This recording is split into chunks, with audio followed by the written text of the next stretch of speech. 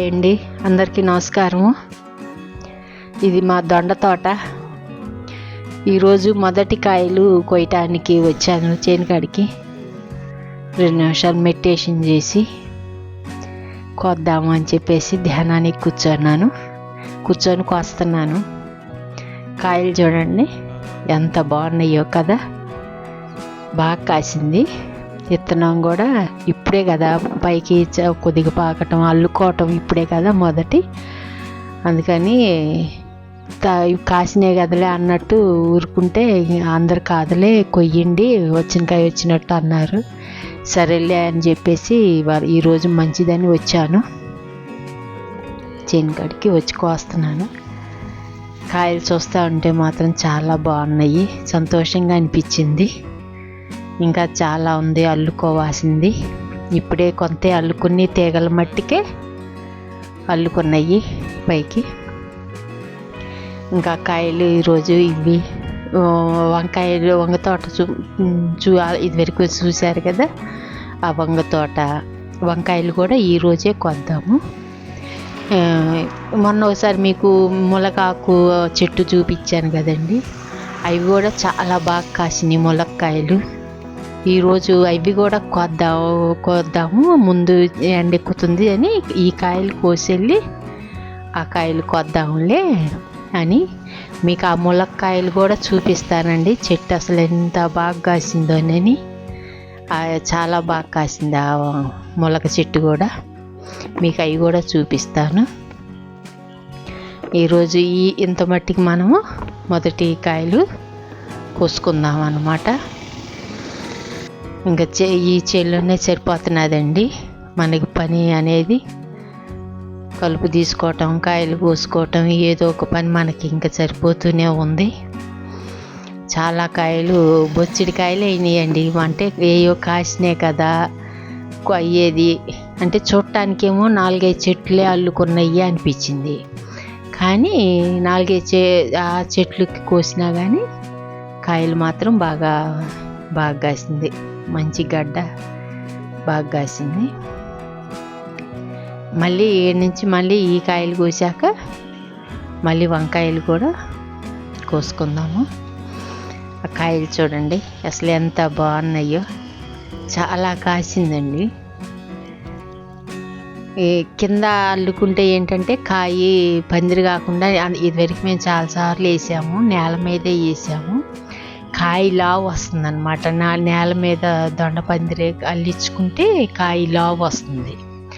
ఈ పందిరికి అల్లిస్తే ఏంటంటే కాయ సన్నం వచ్చిందనమాట. అది సన్నగా పొడుగ్గా వచ్చింది. ఇందులో కూడా మార్పు ఉంటుందంట, లావు కాయ సన్నకాయ ఉంటుంది. పందిరికి వేసేదేమో సన్నము, మనం ఇంకా కింద నేల మీద అల్లించుకునేయేమో కొద్దిగా లావుగా ఉంటుంది కాయ. అవి నేల మీద అల్లించుకుంటే ఈ పందిరికాయ బాగుందండి. ఇవ్వండి కాయలు చూడండి, బొచ్చిడి కాయలు ఇవి బాగున్నాయి. ఇంకెక్కడి నుంచి మనము వంగ చేను కాడికి వెళ్దాము. చేను అంతా అయ్యింది. ఒక్కో చెట్టుకైతే 2 కాయలే 3 కాయలే అయినాయి. కొన్ని చెట్లు బాగా కాసినాయి.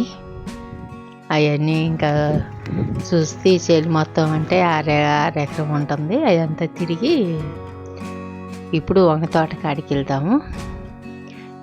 వర్షాలు చెప్పారండి ఈరోజు, ఎందుకు కొద్దిగా మబ్బులుగా ఉంది. ఇదిగోండి, ఇది మా వంగ తోట అండి.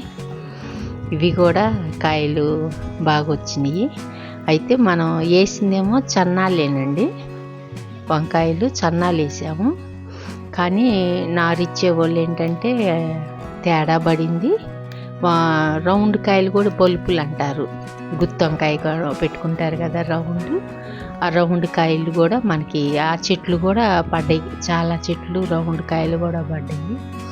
అవి అయితే గుత్తొంకాయలు మాత్రం అండి అసలుకి భలే ఉన్నాయండి. ఇంత లావున బాగా కలర్గా చాలా బాగున్నాయి. అవి కూడా ఈ చన్నాలు కూడా బాగున్నాయి.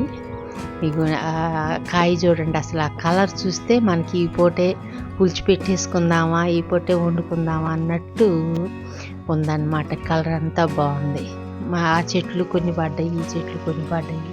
వేసింది చన్నాలే, కానీ అవి కూడా గుత్తి వంకాయలు కూడా పడ్డాయి అన్నమాట. చూడండి ఎంత కలర్ బాగుందో, నల్లగా ఉంది కాయ. ఇవి కూడా బాగా కాసిందండి.